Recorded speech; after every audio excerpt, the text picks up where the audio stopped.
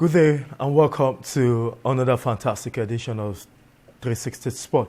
An exciting moment in the previous edition of the program as we brought about an interesting episode in the history of cricket for a lot of people who are lovers of cricket. That particular edition of 360 Sport has brought a lot of reactions from our guests and especially our viewers who deem fit that they want to know what's going on in the world of cricket in Nigeria, because we also have cricket lovers in Nigeria who also were privileged to attend schools like St. Gregory, King's College, the Baptist College, and schools that cricket is a formidable part of education. So because of that, today we are having the president of Nigerian Cricket Federation. Joining me right from Abuja is the president of Cricket Federation of Nigeria, talking about Professor Adam Yaya Okoya, who is doing so much to take cricket to the next level in the country. Good afternoon, sir. Good afternoon, Muda. Glad to be with you. It's our pleasure, sir. Yes, let me go straight to the questions as regards to your passion to take cricket to the next level in this country. It's not more news that under your tenure, we saw something that seems unachievable, talking about the under 19 that qualified the country to the World Cup, under 19 World Cup in South Africa. But before I mention that in details, let me ask you what's going on in TBS, that's talking about the Tafawa Square, where we know is the home of the cultural and traditional home for cricketers in Nigeria. There's an upgrade of the oval, talking about the cricket oval in TBS. Tell us, this seems like new. Tell us what's going there. Thank you very much, Muda. As you've rightly pointed out, TBS, Tafawa Belawa Square, Lagos, is the traditional home of Nigerian cricket for over 120 years. But the facility in terms of standard does not measure to what is required for international cricket. Yes, we played international cricket on it, but it's considered substandard. Particularly the AstroTurf that we have been using is no longer in vogue. And serious competitions are not allowed on that kind of surface anymore. So in 2018, we started the process of the upgrade. If you remember very well, we hosted the ICC qualifying matches for West Africa in 2018, in which we qualified. And the process of renovation started, our upgrade started then when we built the changing rooms and new toilet facilities. So the off-field structures were put in place in 2017, 2018.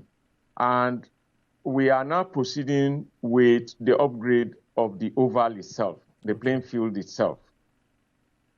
And this upgrade will involve replacement of the AstroTurf wicket with proper turf grass wicket of 9 pitches. And in addition to that,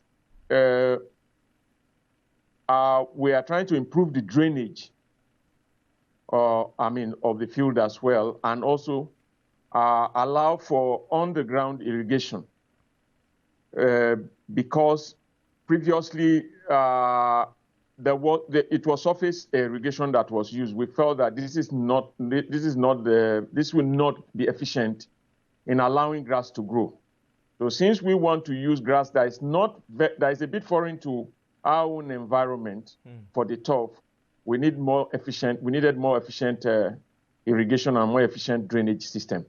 And that's the upgrade that you are seeing at the moment. But it's wonderful for us to be able to do this after 125 years of playing cricket on a concrete base.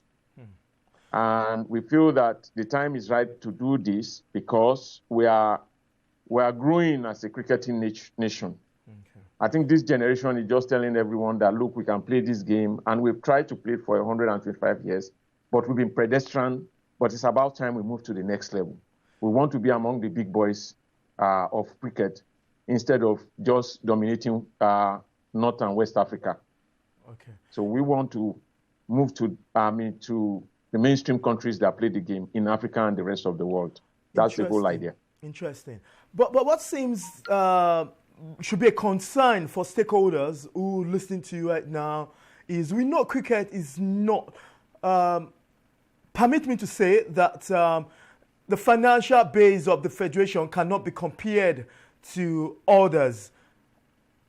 So who's sponsoring this? Who's making this good effort? Who is putting all the resources to enable cricket to be on the same level with all that sport that trends every day in the country? We have two major sources of sponsorship for our projects generally in Nigeria Cricket Federation. We have the International Cricket Council that provides, at the moment, at least 60% of our financial requirements. Okay. And the rest is made up by sponsors, among them PwC, PricewaterhouseCoopers, they're a major sponsor, Aeroton, oil exploration company, they're also a major sponsor. Just to mention two that have been backing us for the past 3 years, at least. These are the major sources of funds. At the moment, the funds for upgrade is actually coming from the International Cricket Council. Okay. And the opportunity was created actually by the COVID situation. Because ordinarily we would be playing a lot of tournaments, both domestic and international tournaments. But with COVID restraining activities, it gave us the opportunity to put some funds into upgrade. So that's the reason why we're making a bit of progress in the upgrade of the facilities, because it was the opportunity created by the COVID that allowed us to divert funds which should have gone into other areas of development to facility upgrade. Now, well said. That should be a lot of smiles and hope for potential cricketer. But we also know that construction, renovation, upgrade, these terms also being used in the ongoing construction in Abuja. Tell us if there's any difference and what's going on also at the Oval pitch in Abuja. That's the MKO National Stadium. Yes, unlike in Lagos, there is already an existing field, an existing oval. What we needed was majorly to change the AstroTurf to standard turf. That's the major principle of what's happening in TBS. In Abuja, we have two ovals that are under development. One oval we had already started. The first oval we started in 2019. We had done the outfield. An oval has two parts. A cricket oval has two parts. It's what we call the outfield. That's the general field. And then the wicket. The wicket is the center where most of the activity is taking place. The outfield is where the ball is hit to. So the outfield had been completed and grass growing nicely since last year. So the first oval just requires a new tough wicket. Interesting. That's why we say it's an upgrade. Okay. The second oval is being constructed from scratch. So this one we had to grade, then bring in irrigation system and drainage system, connect to electricity, and bring in new topsoil, plant grass, and eventually construct the tough wicket as well. So that's what is happening. That's what is happening in the second over.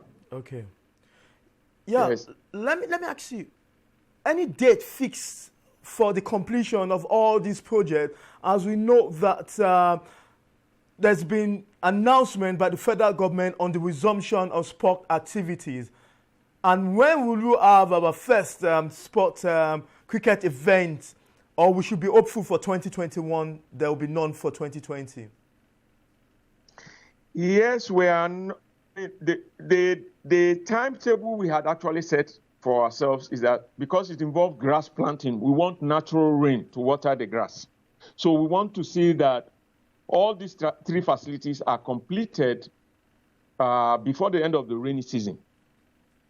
So that's the first plan. So that's thereabout within a month or 6 weeks at the most, we should have made some considerable progress.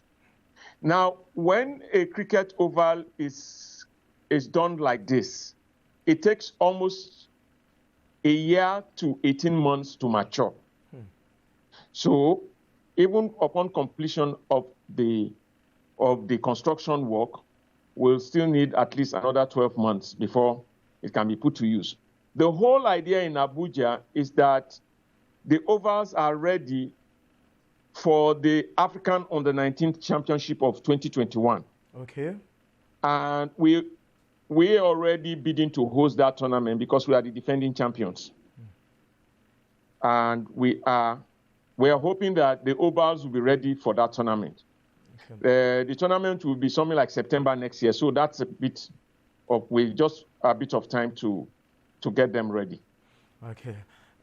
Thank you very much, because that's good news for cricketers across the globe, especially those that... Before I go to my question, I want to ask you this. It's been in my mind. And where is the traditional home for cricket in Nigeria, Lagos or Kaduna? Lagos has always been the traditional home for cricket in Nigeria. Okay. In over 20 years of cricket development in Nigeria, you could say that over 60% of investments in cricket had always been in Lagos State. It was even more when Lagos was the federal capital. But what has happened over time is that the progress that took place in Lagos has been exported to other states. Okay. You will know that I am also equally, I can tell you that I'm a Lagosian. Sure. I went to school in Lagos. Definitely. I could have stayed and worked in Lagos. I could have gone to university in Lagos, but at least I'm a King's College old boy. Okay. And that's where the cricket passion started from. Okay. And like what has happened where cricket has been taken to Kaduna State and is strong in Kaduna, it's also strong in Edo State. Okay. And many of the states in the South, and also all the states in the Southeast, North Central, all the states in the North Central, except maybe one is the only one I think Benue is the only state that doesn't present a team regularly for tournaments. But we're going to put an end to that from this year. Okay. Because we're going to introduce a program that will allow them to run their own cricket programs and present teams for tournament. Okay. Northeast, there will be about 2 states playing the Northeast. Northwest, all the 7 states of the Northwest play cricket. So from Lagos, the game has gradually grown to other parts. Okay. But if you remember, during the colonial era, cricket was played practically all over the country. This is much of what we know during the colonial era. So anybody in Taraba State will go to a school store and find old cricket equipment there. I had somebody, a mentor, actually a doctor, who was telling me about his cricket activity somewhere in Yola and Jalingo areas during the colonial era. Yeah. So, Professor, well said is the historical perspective. I'm sure I've been giving everybody the knowledge that even if the cricket started from Lagos, everybody has been beneficial to that before we see it going elsewhere. We'll go for this quick break. When we come back, we'll be asking about the project, a continuous project of taking cricket back to school, where it all started. Don't go away.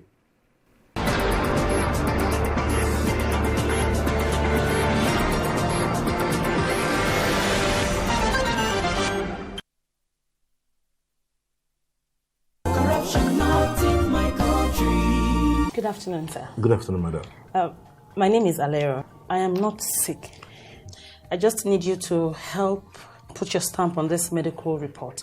I want to tender it at my office as a sick leave. I'll pay 10,000 naira. Ma'am, that is impersonation. I'm not a doctor. Oga, be like say this English no go pay. I go increase the money to 20,000 naira. I beg. You know, if I give you that 20,000, as you ride, so if it still help your condition more. So you know, say you spread well. As I spread like virus, I mean. You talk. Come out! If person come your hospital, talk to make you give am fake medical report, make you go take collect sick leave. Talk and say no, not corruption, not in my country. Corruption not in my country. Stop corruption now. Yes, good day. We're still having Professor Adam Yaya Ukoya, who is the president of Nigerian Cricket Federation. Yeah, hello, sir. Yeah, I'm with you, Muda. Thank you very much. Now, I've been hearing about cricket going back to school several times, not the first time. How achievable have been these projects in the past? And why the renewed effort to continue on this project of taking cricket back to school? When cricket was introduced to Nigeria, I think in 1905, it came through school system. And throughout the colonial era, most schools that started then actually played cricket, irrespective of which part of the country. But after the British left, gradually there was a decline. And many schools that played a lot of cricket, where cricket was a tradition, like King's College, Lagos, for instance, don't actually even play the game anymore. Of course, the reason for the decline also has something to do with economy and funding of school sports. What we are trying to do is to look at the fact that, we have one of the highest population of school-age children in the world. You will find out that if you check the population, up to 40 or 45% of Nigerian population is actually under 17. And it tells you that our population holds a major opportunity for us as far as dominance in sports is concerned. This is an untapped potential, which if we use it properly, we can become a dominant force in any sport. We, as cricketers, want to take advantage of that. To do this, we have to address some of the challenges that led to the decline of cricket generally in the country. Okay. Funding is one. Equipment is another. Supervision, coaching is another. So what we're trying to do is to bring in school equipment that is user-friendly. The kids can easily learn how to use them. They are safer to use. It's not the kind of equipment that will get somebody injured or break somebody's windshield or break glasses. These are some of the reasons why some principals won't admit cricket in their schools. So on our own part, we are putting quite considerable investment from this year in providing the children this equipment. In addition to that, we are going to have field officers in every state of the Federation who will be involved in teaching the kids how to use this equipment. These field officers will be working along with the state cricket associations. And I can tell you that practically every state in Nigeria today has a cricket association, which helps us. So our field officers will partner in the cricket associations of every state to get the game going. Their job will be to enroll the schools back into the game, show the children how to play, and organize basic competitions for children so that it's sustainable. And for us NCF, what we'll be looking to do year in, year out is to provide this equipment. I can tell you, to start with, we have ordered 2,000 sets of the equipment. That is to tell you that every state will practically get at least 60 sets. So it's a program we are very serious about. We are hopeful we'll be successful. We're putting a lot of planning into the program. Okay.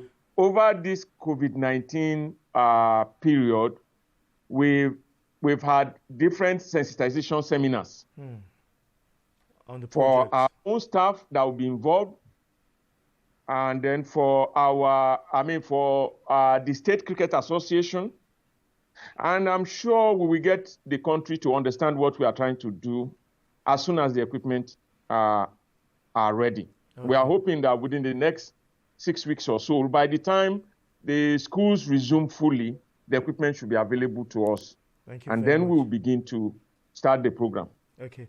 Let me ask you my last question, because we need to move on to let people know. So much talk about the under-19, interesting philosophy, interesting project, and they went for the first time. But what is the ripple effect of that historical qualification and participation?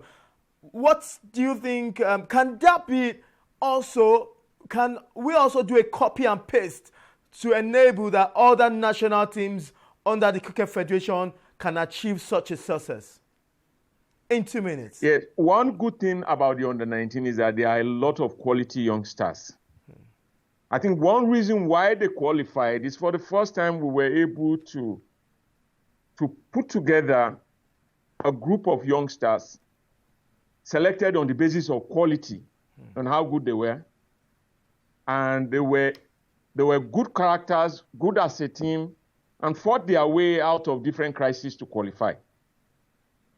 Actually, they amazed everybody globally. I mean, what they've given to us is that they've told us simply that, look, we can play this game. And if we can put our minds and our efforts together, we will be able to compete with any team in the world. Again, the boys themselves are all, at least mostly all of them, are moving to the senior squad. Definitely. They will be given opportunity to fight for senior shirts. Some of them already have had senior team appearances, but even more will be given opportunity, because sometimes a team is about who they are, what kind of characters they are, how they think on the field of play. And when you have a set of boys who have shown from a younger age that they can do these things, you will, want to see them move to the senior stage to try and continue there. Okay. So, and then again, what they've done is that Nigeria will not go to any tournament in future thinking that we're going to be just mere participants. We will be there to contest for titles. Okay. I think that's what basically they've proven to us. And we, from the Federation, are grateful to those boys who played their hearts out to get us to fly the green, white, green at the World Cup for the first time. Yes, thank you very much, Professor, all the way from Abuja. We hope that when the grass at the overs pitch in TBS gets to its stage of inauguration, and when the one in Abuja gets to the stage of hosting qualifiers, we will also call you to give us a part of it. Thank you very much, sir. Thank you very much, Muda. It's been a pleasure talking to you. And thanks for getting involved and for staying with cricket. Thank you very much. We'll continue to stay with cricket, sir. Thank you very much. Thanks a lot. Yeah. This all we could take on today's program. For those joining us, you could check on all the social media platforms for the continuation of cricket, not forgetting that the several issues surrounding the world of sport. And also to mention that just a few days ago, the federal government has given a go-ahead for the resumption of all sport activities in Nigeria. My name still remains Mudashiru Shitu. This is all we could take on today's program. Hopefully, next time on this same program, we will continue enjoying the best of sports. Bye for now.